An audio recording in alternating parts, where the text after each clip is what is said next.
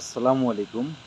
SKM Bangladesh YouTube channel ও Facebook পেজের পক্ষ থেকে আমি শৈল রানা আপনাদেরকে একটা প্রীতি ও শুভেচ্ছা জানাচ্ছি।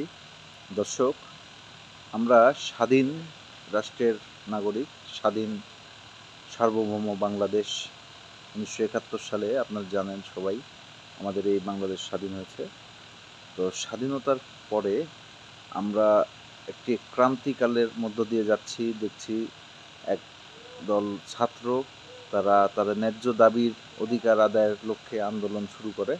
তো সেই আন্দোলন এক পর্যায়ে এমন একটি বেগতিক অবস্থানে চলে এসেছে, সেটাকে দেখছি যে সরকার পতন আন্দোলনের পর্যায়ে এসেছে। অনেক হতাহতের ঘটনা ঘটেছে, অনেক রক্ত ঝরেছে, অনেক মায়ের বুক খালি হয়েছে। এখানে দেখেছি পুলিশ প্রশাসন থেকে শুরু করে সাধারণ ছাত্র তো খুন হয়েছে। তো আমরা আসলে এই খুন, রক্ত বা এই ধরনের কিছু আমরা কখনোই কাম্য করি না, আশা করি না। আমরা চাই শান্তি, শান্তির বার্তা।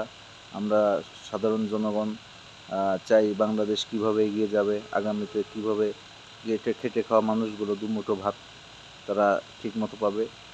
সারা বাংলাদেশে এই হরতাল অবরোধের কারণে বা এরকম যে আন্দোলন হচ্ছে, কারফিউ শুরু হয়ে গেছে অলরেডি, এসবের কারণে কৃষক থেকে শুরু করে দিনমজুর থেকে শুরু করে সারা বাংলাদেশের অর্থনৈতিক অবস্থা কিন্তু অনেক খারাপ একটা দিকে যাচ্ছে বা যাওয়ার সম্ভাবনা আছে।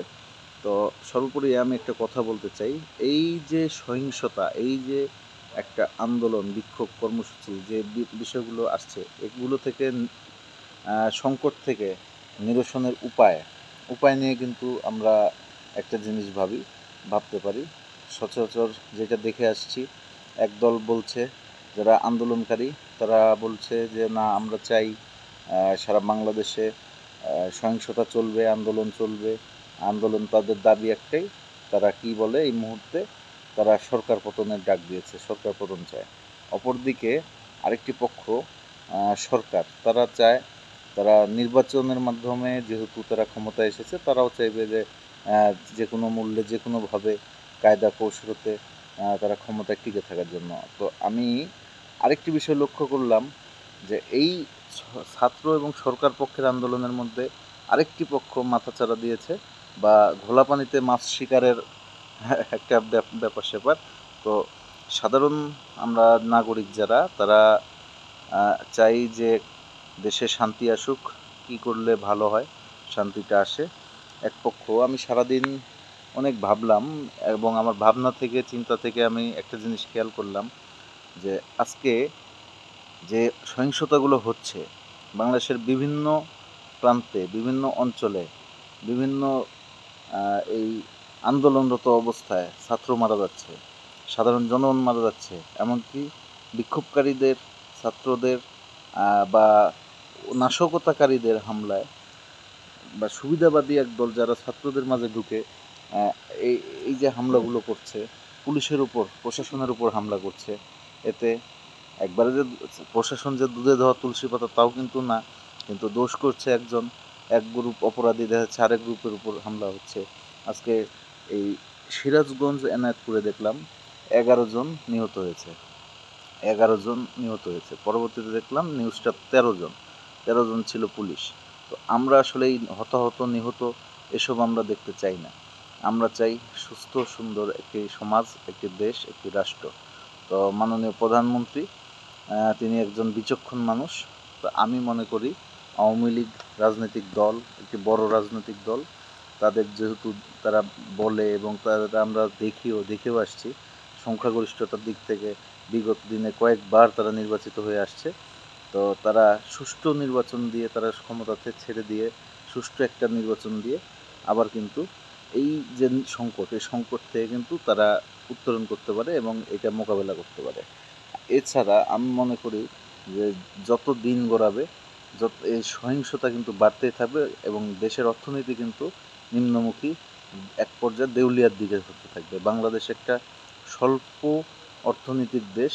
এদের, তো আমার কাছে মনে হয়, আমি একজন ক্ষুদ্র মানুষ হিসেবে বাংলাদেশের জনগণ এবং সাধারণ শিক্ষার্থীদের আন্দোলনের মুখে তারা যে বিচারের দাবি করেছিল, তো সেখান থেকে বর্তমানে যে সরকার পতন আন্দোলন হচ্ছে, তো এই আন্দোলনকে সরকার পতন বলতে কি সুন্দর মতো একটা ক্ষমতা হস্তান্তর করে সুষ্ঠু নির্বাচন দিয়ে আওয়ামী লীগ সরকারকে আবার অংশগ্রহণমূলক নির্বাচন করে আবার ক্ষমতায় আসা, এটাই উচিত বলে মনে করি। আর বাকিটা বড় বড় মাথা আছে, তারাই ভাববে, তারা বুঝবে।